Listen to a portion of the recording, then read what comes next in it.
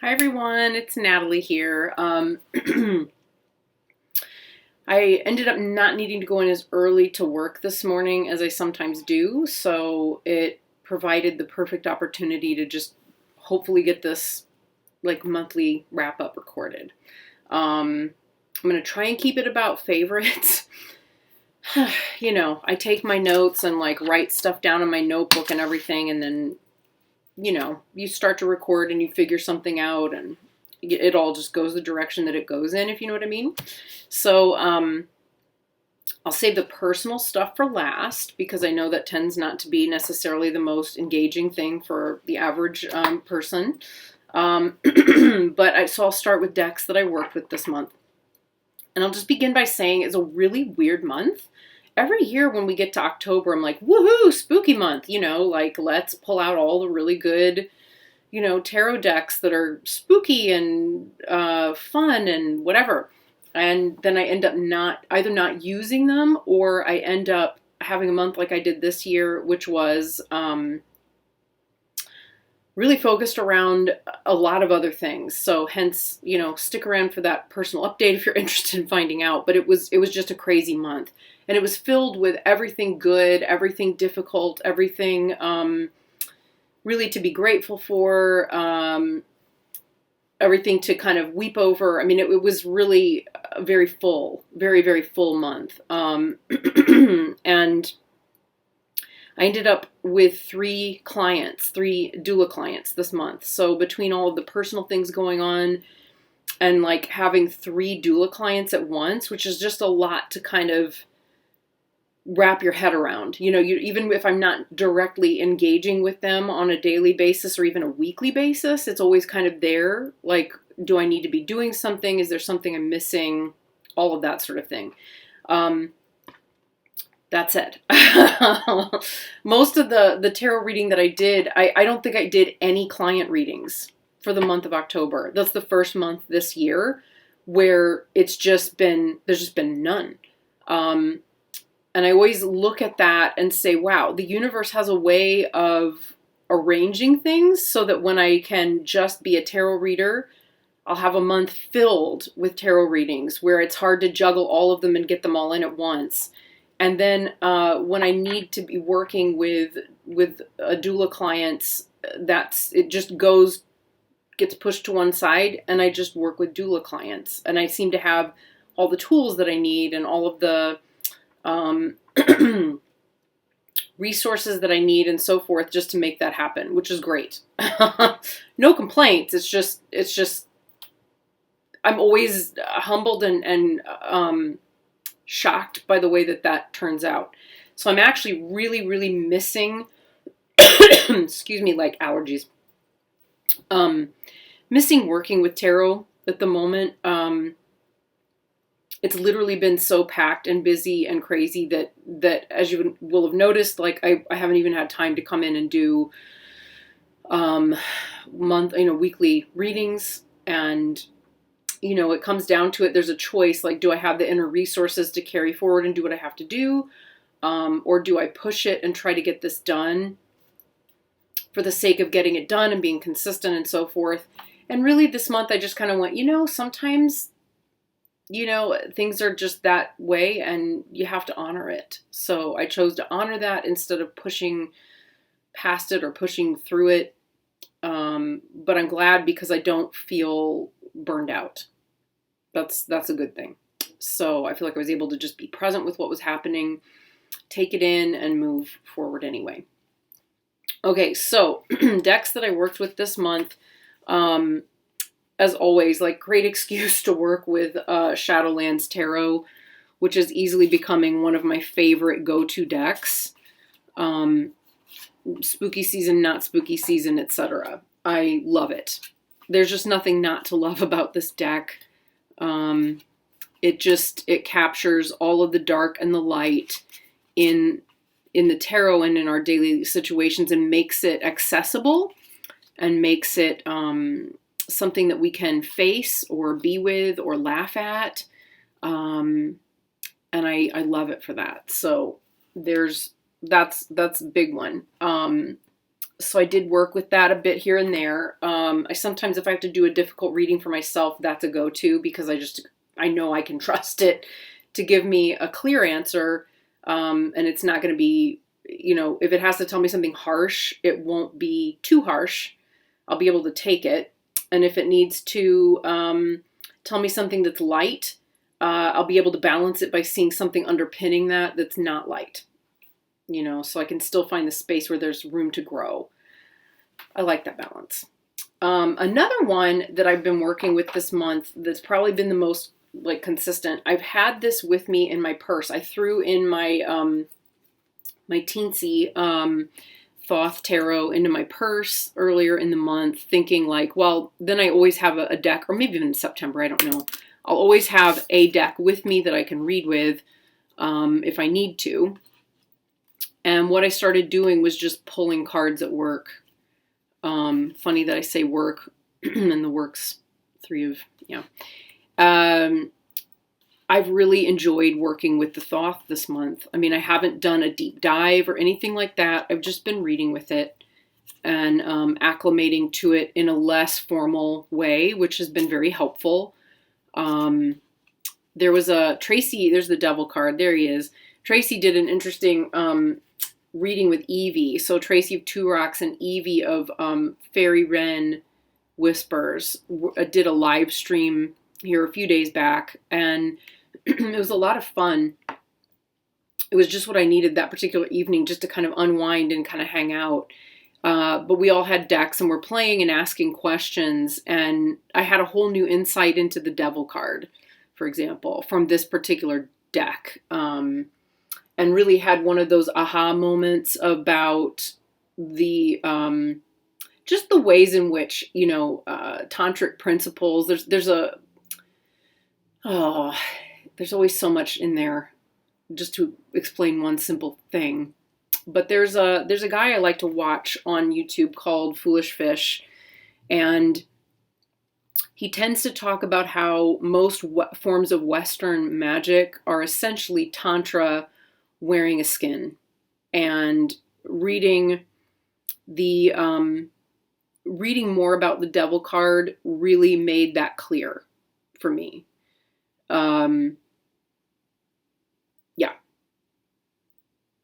And it popped up in Tracy and Evie's live stream. It led me down a very interesting reflection and path of reflection, and essentially the question I had asked it came from Evie, and it was, who is the beautiful Natalie? And the devil came up. So that was a fascinating, and I guess as someone who does practices called feeding your demons, that's an especially, it was just a really fascinating reflection, and time spent really looking at that, and finding some amazing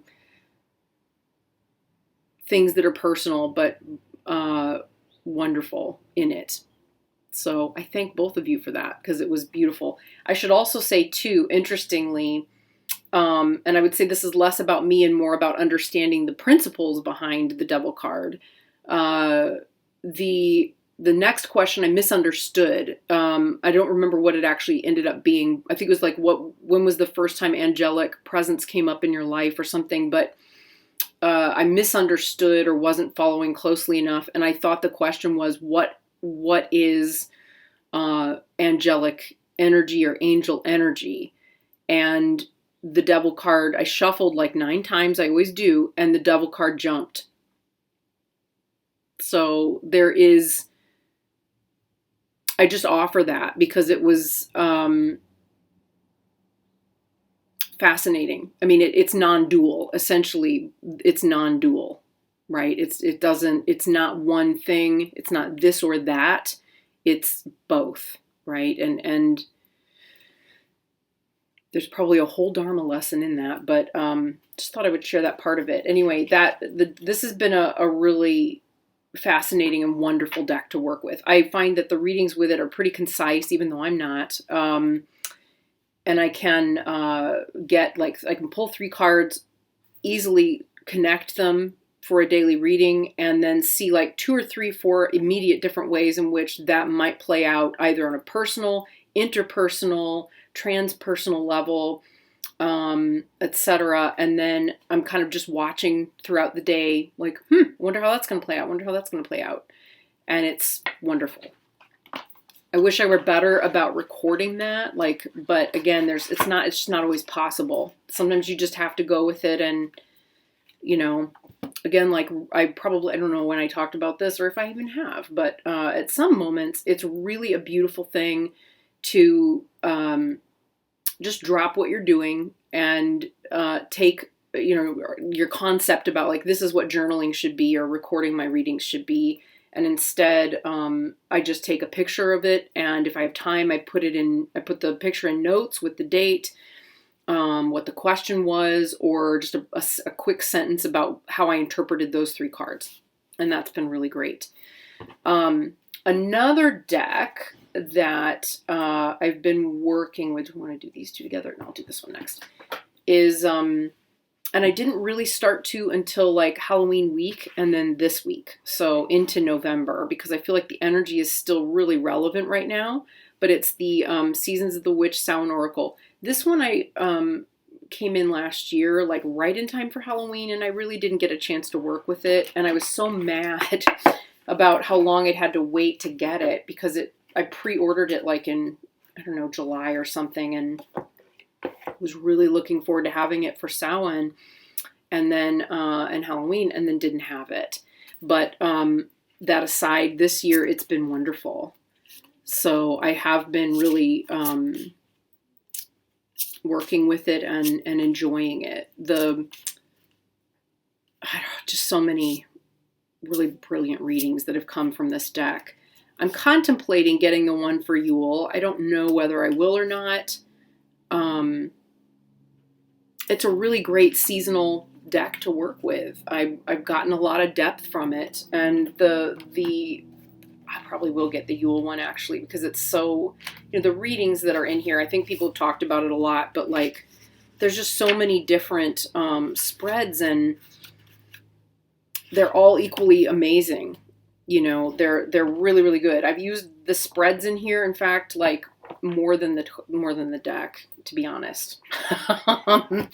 But I'm getting used to the deck and I'm really, really enjoying it. So these 2 have been accompanying me to work every day. And then when we have a quiet moment between patients, or while, the doc is with a patient that doesn't require my assistance, it's just usually a nice little thing to do in the morning so that I have it there to reflect on throughout the day. So, along with the Thoth. So, 2 decks that I don't think I've ever shared on the channel before. I'm not sure. I don't think I have. But which, are Halloween appropriate, but if you're me, they're kind of appropriate year round, really. Just because I like creepy stuff. That's just my thing. But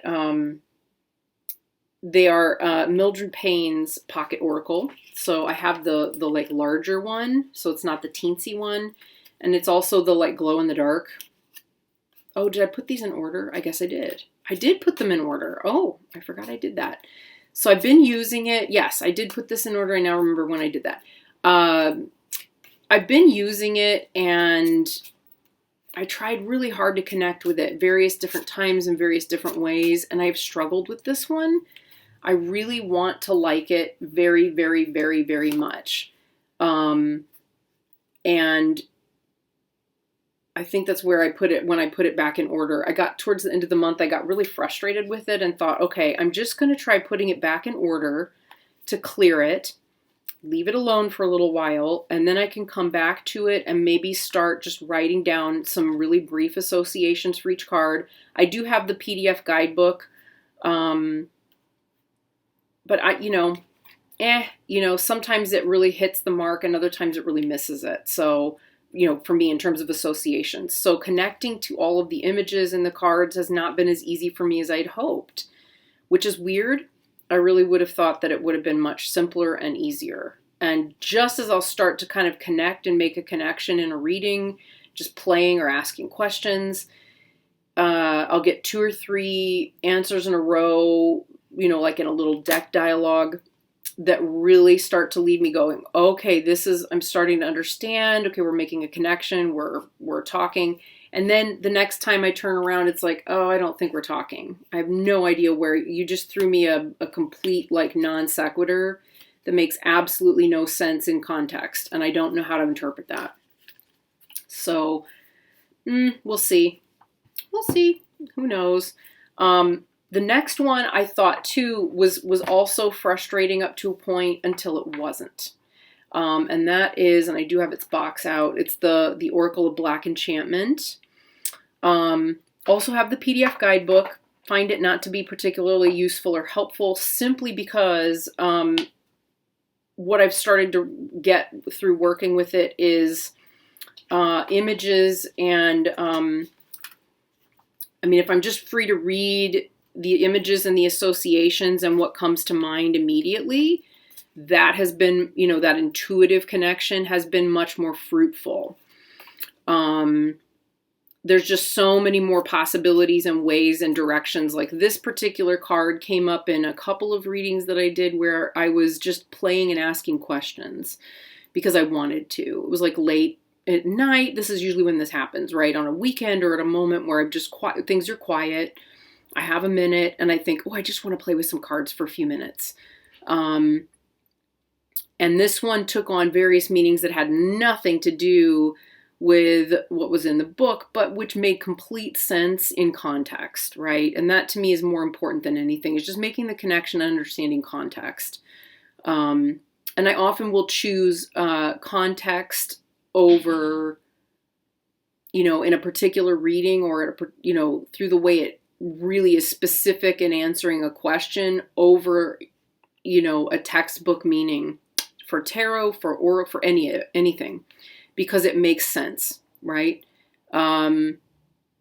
It's just the way, it's just always been my style. That's just my style. But yeah, suffice it to say, the way that I managed to make a connection with this one was through reading situationally, right? Which makes sense given what we're looking at here, right? Because all of these are situations. They're describing dynamics. They're metaphors for dynamics, metaphors for human interaction, for events, for the way things play out. So one example of that is, there's so much to this, but I want to be concise. I decided I wanted to do, like, right after, I think it was right after they found Brian Laundrie's body. I just wanted to kind of, I was literally playing with this and looking for a way to connect to the deck. It was less about that. It was more about connecting to the deck. But I thought, you know, maybe this would be a good deck for asking those kinds of questions. The way that Kipper, you know, the way that I would read Kipper or the way I would read Sibylla, right? So I asked what took place in the lead up to Gabby Petito's death. And one of the cards that popped out, it was the first one, was this one. So that's just an example. And I think anyone who's really looked at that case or followed it at all, I mean, some of what I was doing was reconciling, you know, leftover embers of pain and regret, and just embers of the abusive relationship that I had and got out of about 11 years ago. Because anytime something like that pops up in the news, it's going to stir those things in you. And it's another opportunity to just look at it, right? Like, how am I with this? How is it for me now? So taking in that information and those details was, you know, sure, a little bit, it was stirring. I wouldn't say it was triggering anymore, which is helpful. But you know, having a look at it just to say, like, okay, I'm curious. maybe this is the type of reading I need to do with this deck. It's very specific. So it's like asking it to describe a dynamic, or, you know, I asked at one point, like, what took place for Brian Laundrie immediately following Gabby Petito's death. And for example, this one came up, right? For me, that's a very, you know, we've got the woods back there, and we've got the little guys kind of running away from the figure. And, you know, there's just a lot in there for me in terms of interpretation. So it was an understanding a situation. So it was a very, very useful deck on those levels. And I feel completely connected to the deck and able to look at it, read it, and know the types of contexts that I would use it in for readings. I think probably what I need to do now is add this one in to see if it's possible to connect to this deck by using it to clarify this one, if that makes any sense. Because that's what it says, like, use this deck to clarify, you know. We'll see. Is that all? Yeah, that's pretty much it. I mean, so those are the decks. I will say too, I think I mentioned this in my doggy update video. Obviously, Henry came to me this month, and he's sitting here at my feet, which is right where I love having my dog. Is really close by. But I did a workshop on healing touch, and it's life-changing. I don't know how to explain it. I've done, as I said before, so many different systems of energy work and energy healing, and this is the first one where I feel like it brings in and calls in all of the skills that I learned previously, and provides the perfect framework for application, you know, for specific and targeted application. But it also has meant using my beautiful pendulum a lot more. So I've ended up carrying it constantly with me in my left pocket because I'm using it every day. Mostly to validate the sense I may have about, like, wow, it feels like there's no energy moving in this person's joint. So pull out the pendulum just to have a look. Nope, that's correct. There's nothing flowing in this person's joint, or in an energy center, or just letting it kind of pull or draw to an area that needs more attention or more care.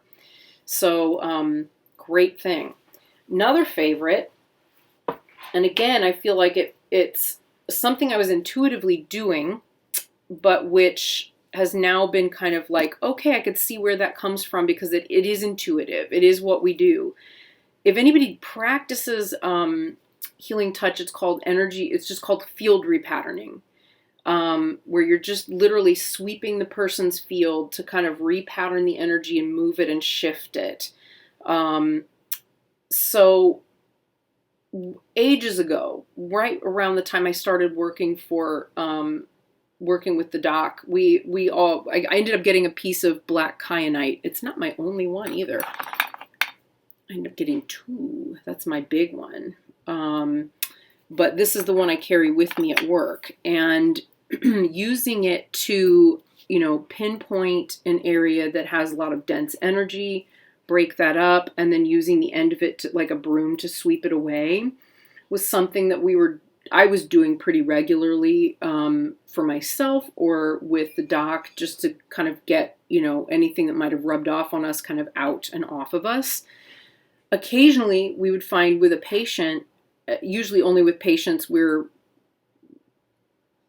really know well, right? Where we really can trust that they're like, okay, sure, yeah, you do your thing. If it helps, that's great. We would occasionally find that it was useful for that too. Basically, what I've been doing, and not without realizing it, is a form of that energy repatterning, which is kind of cool. So this one too has become a valued tool. I've got this cute little bag for it that's got some lint on it from being in my pocket. Yeah. But yeah, this comes to work with me every day and is always in my right pocket. So I have those 2 tools with me every day, and those have become real favorites. something else that has been a part of things over the last month that's fun and definitely worth mentioning.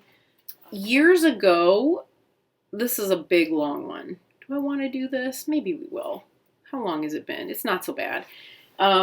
Years ago, when I was training as an actor and I was 18, and this is the first time I trained and was cut, I was at a school called Webster University's Conservatory of Theater Arts, and I got on the wrong side of the head of musical theater, which I've learned in the time since was the wrong thing to do. If you were a teacher, if you were a student, it didn't matter. He was kind of like, he ruled with an iron fist. At any rate, I was thrown out of the school and cut from the program because I was just way too cheeky. And I left. I finished my degree in literature instead. So when I graduated from Lambda, went back and trained again at the London Academy of Music and Dramatic Art, and loved it. It was beautiful. And then years ago, probably 2012, I moved back to St. Louis. And when I moved back to St. Louis, the Webster got in touch with me and said, "Hey, is there any chance you would be willing to come in and cover for our head of movement? He needs to have like a sabbatical for, a semester, and we're looking for someone to cover for him." Of course, I was thrilled. It was totally something I wanted to do. So I said, absolutely, I would love to do that. It'd be an honor. So I went in and covered for him from the school in the school from which I'd been cut. And it was wonderful because I had healed all of the wounds that came up during that time. Of course, it stirs everything back up, but it's then, then becomes the opportunity to really heal it, right? If you've done the work and so on, it's just that becomes the opportunity to heal it. It was all the same teachers and all the same faculty, minus the head of musical theater, who was replaced with the most wonderful, wonderful human being who's loving and gentle and kind. And that's good because I ended up with the office right next door to him. So it was, to say the very least, it was really amusing and kind of wonderful. So because I had the dual perspective, I could really understand the position the students were in and how they felt. I could, having been a teacher for many years, I could also understand where the faculty were coming from, and I had long since reconciled the two, right? So going into that environment was one of the most beautiful, healing, remarkable life experiences to have, because the scarring that had, there's a pattern, like a life pattern that was, that still comes up from time to time, of challenging leadership, having leadership project onto me that I'm something that they think they need, or that I'm going to save them somehow, or be the thing, not just leadership. People do this with me from time to time. You're the person who's going to really do X, Y, Z. And I'm not. I'm just a person, right? But when I walk into that scenario and I'm not exactly what that person in a position of leadership thinks or wants or thought they were getting, or I don't know, like it's buyer's remorse. I don't know. They knock me off the pedestal and I become enemy number one. So that was a pattern. That is a pattern that I've been healing in my life and in my environment, for years now, probably since 2009, actively healing it. So and recognizing that it really is a thing and it's not just my imagination. There's many examples I could offer you of where this has taken place. So going back in with that opportunity to heal it that much more deeply was something I really felt called to do, and it was impactful on the students as well. And at the end of it, every year, the students give awards to each other for various different things and hand those out and so on. And I didn't, of course, get one when I was a student there because I was a pariah. I was on the wrong side of the wrong person.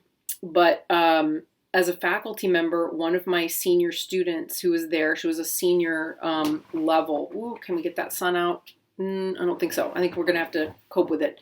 But it's somehow very poetic, isn't it? Nope, that doesn't help. That does that. Well, maybe there. Okay. She, this senior level student decided to give me an award.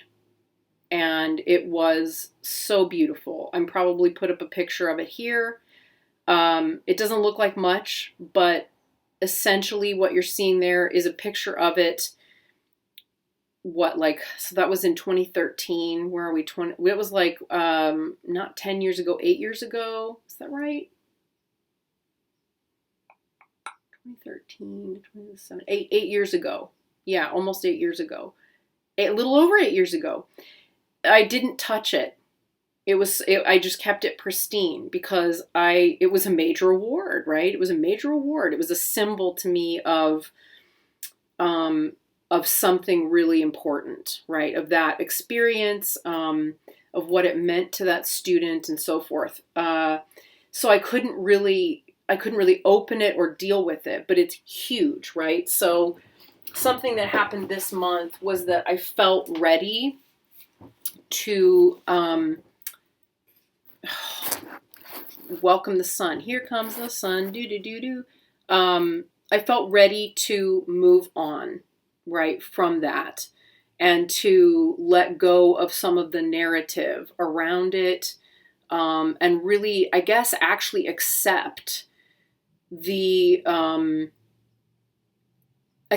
good, right? Sometimes we place good in shadow and we don't want to accept it. And I feel like in this situation, I was able to finally accept the good. So one thing I did was unwrap it. So I now have a wonderful book called Personology. And I haven't really delved into it yet, but it's fascinating. It's kind of like an ephemeris. It's huge. It's wonderful. It's an incredible resource. I'm so happy to have it. It's really exciting. And I'm going to have to do something. I don't know what I can do. Hang on. Okay, sorry. I had to just see if I could try and mitigate some of that from behind me. But suffice to say, I have this lovely book now, which I am fascinated with and kind of really excited to work with and use. This astrology based. And I now, of course, have this Mahjong, Fortune Teller's Mahjong, which is really cool. And inside the guidebook is where I have, at least for right now, I have placed the lovely little note that the student left me. Her name's Christina Ramirez. And yeah. She wrote, Natalie, I hope this does not go against your beliefs, right? Because I was right out of seminary. But this award helps me to be grounded, mindful, and aware. And I want you to have that because of what you've given me in the past 8 weeks. So, I don't know. We had like one of those big ones where everybody cried and, it was really beautiful. I kind of wasn't able to be completely present. I thought I was, but I think if I had been, I would have been aware that there was some massive healing shift taking place, but I was so, I wasn't focused in that place at that time. So I'm very curious about this and curious about the Mahjong and hope in the next few months that I'll be playing with it and using it if time allows. So that was kind of a massive one that I really wanted to share. All right, and then new decks. So, of course, it is a depth year for me, and I think next year probably will continue to be a depth/low buy year. But I did have several. Where did my other one go? Where did that pulling it together here. So, one of the decks that I had backed, I believe, last year. I don't remember exactly when it was. I know it was when I still had enough disposable income to be, for it not to be an issue. But I have 3 that came in this either at the end of September or, in October. The first, which I have a recording of, these all the stuff that's backed up that I need to really get pulled together and out there.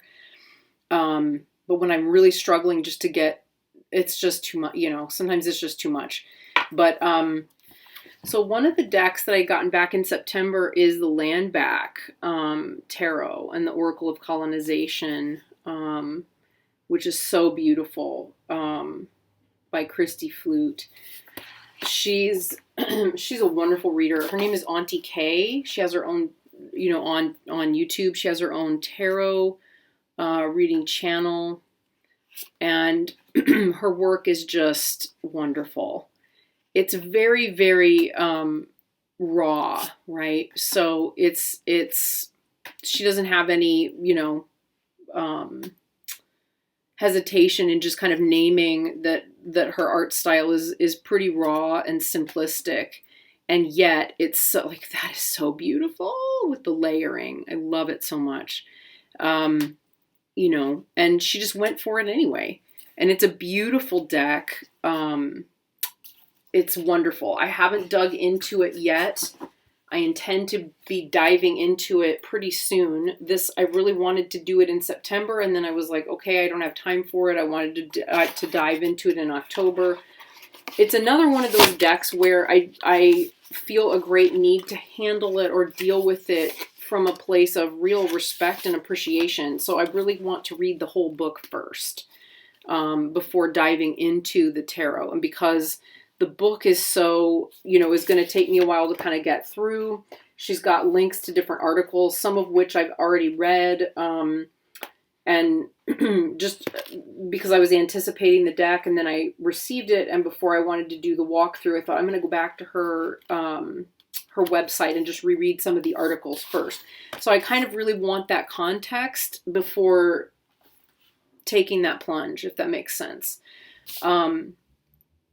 Another one that arrived this month, which of course I did go ahead and purchase this year because that was when it was advertised, is the new, the Revelation edition of the SKT. So I do have an unboxing walkthrough of it that's, that I'll be putting out there. It's beautiful. It smells amazing. I don't know that I have anything particularly amazing to say about it that's different from what anybody else has already said about it, other than the fact that I just really love it. I'm excited to work with it. I do feel like it's a very different deck than the previous SKT decks. So I'm, what's the word I want here? I anticipate working with it a little differently as well because of that. And the third one is the Yokai Yochi Tarot, which is absolutely exquisite. So this one just arrived maybe on the 29th or the 30th of October.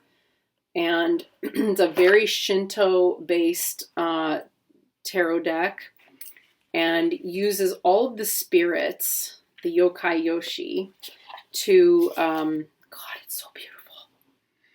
It smells so good. It says wonderful linen cardstock. Those are the backs. These are the fronts. And yet, despite that, it has this kind of wonderful coating on it. And it gives it a kind of a rice paper feel. So it really makes the images and the artwork really pop. I was worried initially that this was not going to be an easy deck to work with, despite really loving the artwork. And what I found, I just thought, the guidebook is so tiny and thin. I had a few minutes and I had a quiet dog, so I read through it and was like, okay, I'm doing this. And so I did a couple of readings with it. It is a wonderful deck. And it kind of calls to me from the back room a lot of the time. And I sort of go, ooh, I really want to go back there and read with it and play with it and see what it wants to tell me. because it's just so neat. It's not like any other deck I have. It came with this lovely little cloth as well. It's got this pretty spread cloth. It's very thin. Ooh, that's my mom texting there. And it's just gorgeous. So I'm very excited to play with it and see what other kinds of fascinating things it has to offer. There's so many things that I want to do and share and say, and there's just never enough hours in the day. What can you do? What can you do? So that's all the deck stuff. If you're here for the deck stuff and you don't want to hear the personal stuff, see you soon. Tons of love, and don't feel bad. The major events, I'm just going to kind of summarize a little bit here because I'm also running low on battery. Lots of stuff happened this month. So I learned Healing Touch, which was amazing and very life-changing, as I mentioned before. Right after that, in fact, it was that same weekend, Tom's father passed away. This was not unexpected. It was a very peaceful passing. It's also very, very significant for him and for us in many respects. So it also happened the same week. So that was on a Sunday the 10th of October. Friday the 15th of October, his niece, who happens to be my personal favorite, was married. And she's in her 30s. It's been a long time coming. She's spent many years single. But she got married at the Basilica in St. Louis, which I'd never been to before. It was a beautiful wedding. We were the only ones, I think, there besides Tom's elder sister, Anne, who were masked. Oh, Missouri. What can you say? But I'm not going to go in a place like that and not mask. I'm just not. And I got plenty of there's a very wealthy crowd from, I think, the groom's side. Not the bride's side, but the groom's side. So I got a lot of the looking down the nose and looking up and down. And it was a little uncomfortable at moments. What can you do? But we had the memorial at the graveyard like that same weekend, which was filled with a lot of family. Everybody was in from out of town for the wedding anyway, so it happened to work well from that perspective. A couple of days before, so that same week. So Tom's dad passed away. So I did Healing Touch, 20 hours in one weekend. Tom's father passed away that weekend. He was put in hospice the day before, passed away the following day. Tuesday night, I get the message from the rescue, hey, if you really are serious about this dog, you're going to have to come and get him tomorrow. Or we can't guarantee he'll still be here for Saturday, which is when I thought I was going to be able to go get him. Wouldn't have been able to anyway. So it worked out the way it worked out, which was perfect. And I kind of turned to Tom and said, hey, I'm really sure this is my dog. And he said, then you should go get him. So on my day off, we spent the day finding a suit for Tom to wear for his niece's wedding and for his dad's eventual memorial. We weren't sure what the memorial situation was going to be at that point, but he knew that he needed to have like a proper suit, which we just don't have because what he teaches pottery. He works with dirt and clay all day. So we did that. I went and got Henry. It was a busy week. That was what really started to shift things hardcore in the direction of like, whoa, there's so much happening. So that was kind of like 2 weekends. And I mean, it was just a lot. It was just a lot. 2 new clients that came on board this month as well. So working that into my spare time and figuring out how I want to restructure my service agreements with clients. Just to keep boundaries very clear because I don't want another situation that just continues to carry on and on and on, like the one I had previously with my client last year, where boundaries were really broken regularly. I learned a lot. From that situation that I definitely don't want to repeat. So when a similar scenario pops up, it's like, okay, that's the opportunity to really take care of that and make sure you don't repeat it.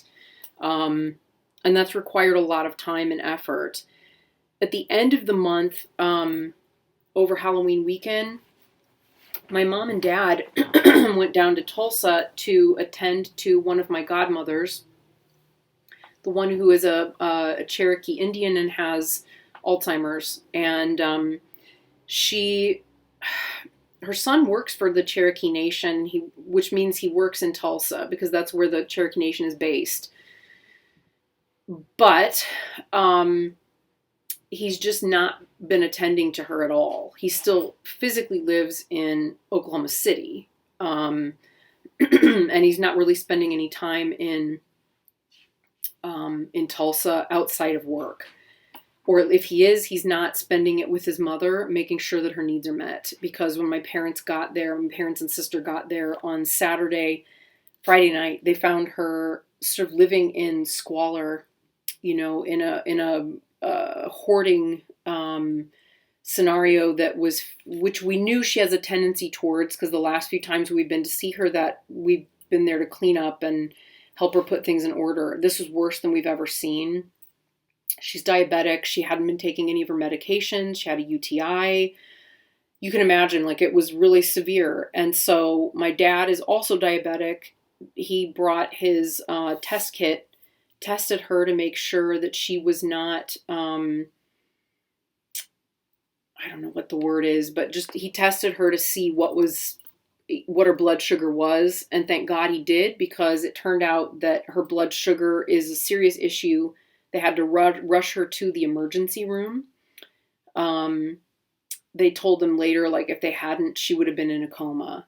So I spent a lot of Halloween weekend on the phone with my family in Tulsa, trying to figure out how to handle that, what to do, how to, just venting so they wouldn't choke her son, and would instead find ways of helping her by collaborating and reconciling with him to some degree, staying civil. It was hard. So is a lot. There's just been a lot this month. But again, a lot of really positive things in addition to the challenging things, if you see what I'm saying. Additionally, then we get to Halloween. By Sunday, things had been pretty much dealt with for the most part. So Sunday on Halloween, I could actually just hang out. So I found a witch costume that had been buried for a while and pulled that out and found my witch's hat and threw candy at kids and who were trick-or-treating. Carved some pumpkins. A lot of it was just solitary, and it was really, really rewarding and fulfilling. And I had so much stinking fun playing. I had intended to film some videos on Sunday because I thought, oh, this is great. I've got all this free time. Finally, I've got some free time. And I've got this fabulous witch's costume, put on all kinds of fun makeup, and had this incredibly funny, witchy personality that started to come out. It was a little bit wicked and naughty and wonderful. And then it's also our anniversary. Which we don't forget. I'd say from Halloween through November, Thanksgiving is really our anniversary time period, because that's when when we got together, and that's when all that stuff fell into place. So, suffice it to say, the witch's costume was very lusty looking, and we were both having so much fun that we never made it to the video. I just never made it. By the time I would have been able to do a video, makeup was all over my face, the lipstick had been rubbed off, it was all done. So, but we had so much fun. And I just had so much fun, I left it on all day. And then went and threw candy at kids in the evening. It was a hoot. So anyway, probably TMI there, but yeah, suffice it to say, you got to find those light moments in with the dark ones, because it can get very dark. It can get very, very dark. Yeah. So that's my update for the month. That's my update, and it was a big one, clearly. So hopefully going to get those walkthroughs of the 3 decks, the 3 newer ones out. I've got a lot of things, again, a lot of content that I need to get finished, completed, uploaded, and out there. And We'll hope that November is maybe a little calmer. We'll find out. It's just hard to know. I cannot predict month to month what's going to happen anymore. I think a lot of people are in that place. And for my own sanity and health and well-being, my choice is really just to roll with that and not push or, give myself any trouble about it. Self-compassion, really.